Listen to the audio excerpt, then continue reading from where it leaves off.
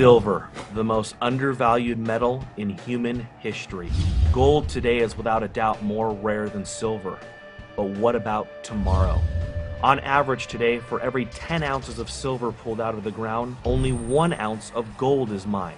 However, the majority of silver mined is used for consumption, while the majority of gold mined is nearly all added to global inventory. Yet precious metal investors, as small of a group as they are still investing $7 in GLD for every $1 they invest in SLV. Looking at modern history, silver is destined to be more rare and certainly worth more than gold. In 1950, there were 10 billion ounces of above-ground available silver. By 1980, it shrank to 3.5 billion ounces. And in 2010, it is estimated that above-ground available silver supply is between 500 to 700 million ounces. To put this into perspective, total above-ground available gold in 1950 was 1 billion ounces. And today, it's estimated to be around 7 billion ounces. In 1980, when silver nearly reached $50 per ounce, global population was 2.5 billion people. Global GDP was $10 trillion, and China had the 11th largest economy. Today, global population is near 7 billion people. Global GDP, $60 trillion, and China is now the second largest economy. So the population since 1980 is up 176%. Global GDP is up 500%. Above ground available gold is up 600%. Meanwhile, above ground available silver has plummeted at least by 91%, and the price is still down 46% from its 1980 high of $50 per ounce. To say the opportunity in silver is enormous is an understatement.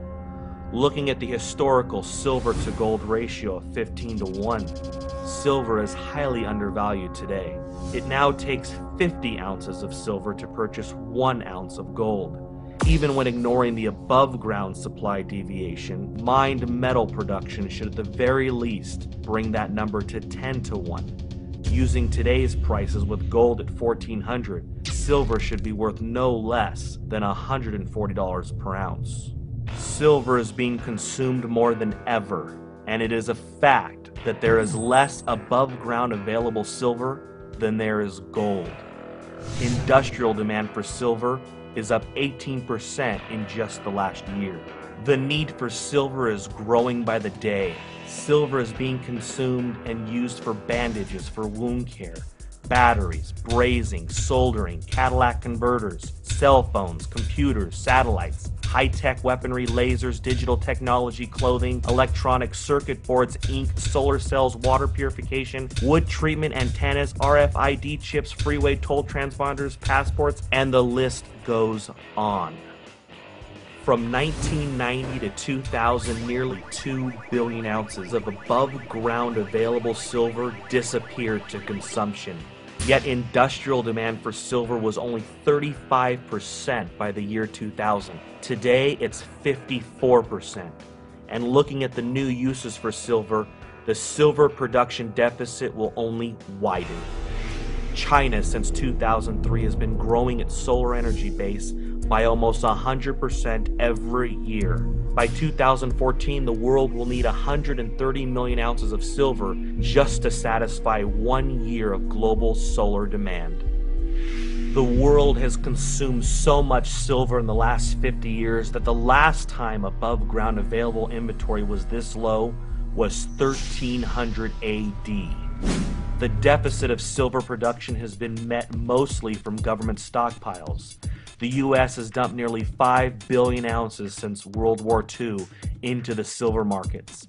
But as of 2010, according to the USGS, the government stockpile for silver are listed as none. The supply and demand deficit continues to be ignored by global investors year after year, decade after decade. Total mining production for 2009 was 710 million ounces. Total demand was 889 million ounces. That's a mining production deficit of 179 million ounces to meet demand. With each day comes a new use for silver, and the supply and demand deficit continues to eat away at the above ground available supply.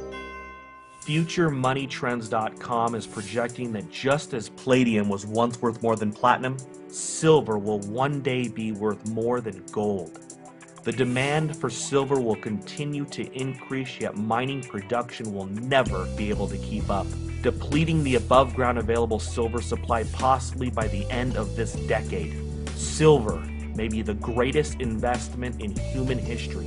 How often doesn't any generation get the opportunity to invest in a finite resource that will soon be extinct?